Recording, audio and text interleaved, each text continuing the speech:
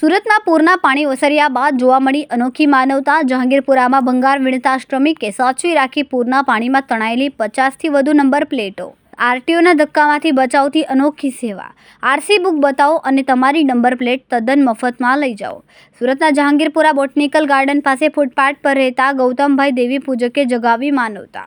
ભારે વરસાદમાં વાહનોમાંથી તૂટી પડેલી પ્લેટોનો ઢગલો કરીને સુરક્ષિત સાચવી રાખી। જાગૃત યુવાન વિવેક ભવાનિયાએ સોશિયલ મીડિયા પર વિડીયો વાયરલ કરતા લોકો પોતાની પ્લેટો લેવા પહોંચ્યા। દુરુપયોગ રોકવા માટે અનોખો કિમિયો। વાહનની અસલી આરસી બુકની ચકાસણી કર્યા બાદ જ અપાશે નંબર પ્લેટ।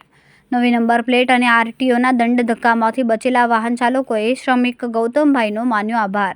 ગૌતમભાઈ જાનતીભાઈ દેવી પૂજક। નંબર પ્લેટ તમને કેવી રીતના મળી? અહીંયા પાણી ભરાયેલું હતું તે એમાં નંબર પ્લેટ બધી મળેલી હતી।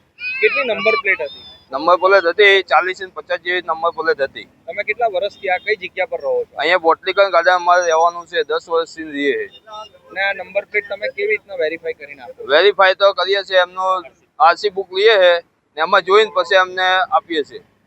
વિવેક અશોકભાઈ ભવાનિયા। હું આ રસ્તાથી અવારનવાર મારે જવાનું હોય છે અને જેથી કરીને અહીંયા પાણી વધારે ભરાયેલા હતા।